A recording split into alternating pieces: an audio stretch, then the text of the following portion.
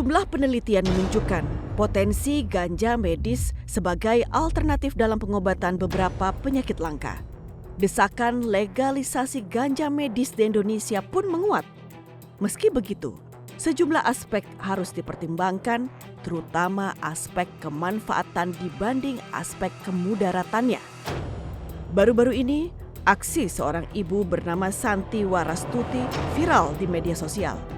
Ia berjalan ke sana kemari mencari dukungan legalisasi ganja untuk pengobatan sang buah hati yang mengidap penyakit cerebral palsy, yakni penyakit otak yang menyebabkan kejang-kejang dan gangguan otot dan syaraf. Langkah Santi pun sampai di gedung DPR RI dan bertemu dengan Wakil Ketua DPR RI Sufmi Dasko Ahmad.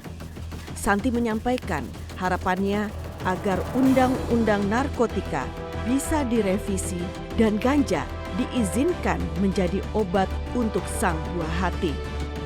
Saat ini, penggunaan ganja selain untuk kepentingan ilmu pengetahuan masih dilarang oleh Undang-Undang Nomor 35 Tahun 2009 tentang narkotika. Usai menerima audiensi Santi Warastuti di Gedung Nusantara 3 Senayan, Jakarta, Wakil Ketua DPR RI Sufmi Dasko Ahmad mengatakan pimpinan DPR mendorong Komisi 3 untuk melakukan langkah-langkah terkait revisi Undang-Undang Narkotika. Dengarkan apa-apa yang tadi disampaikan, maka kami akan mengambil langkah-langkah untuk mendorong rapat dengar pendapat dengan Komisi 3 yang kebetulan sedang membahas revisi Undang-Undang Narkotika. Demikian. Santi Warastuti mengungkapkan rasa syukur atas respon dari pimpinan DPR RI. Santi meminta doa agar semua berjalan lancar sehingga anaknya dan anak-anak lain yang bernasib sama bisa tertolong. Saya sangat bersyukur sekali, alhamdulillah apa yang saya aspirasikan mendapat tanggapan yang bagus dari Bapak. Minta doanya dari semuanya, semoga bisa berjalan dengan lancar dan bisa menolong buat anak saya dan anak-anak yang lain terutama. Terima kasih.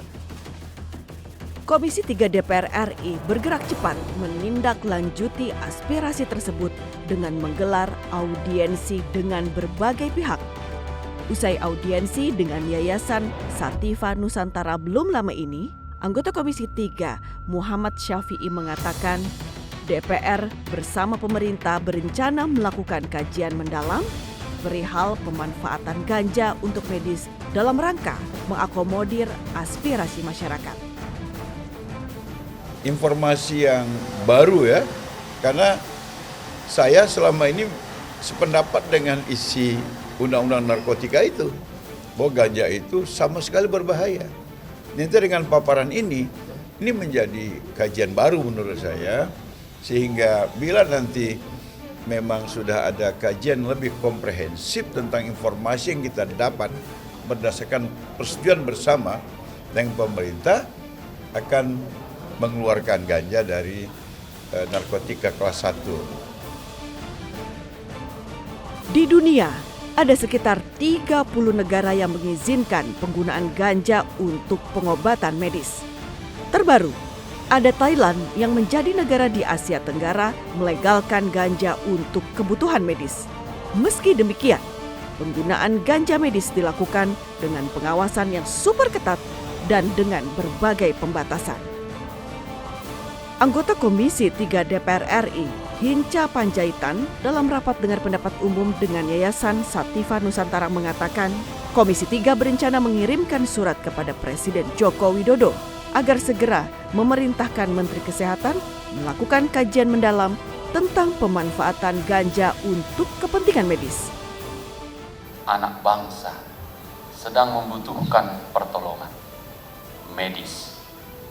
Karena itu pimpinan saya mengusulkan segera kita menulis surat kepada Presiden untuk menyediakan dan memerintahkan Menteri Kesehatan secepat-cepatnya menangani dan menolong anak ini.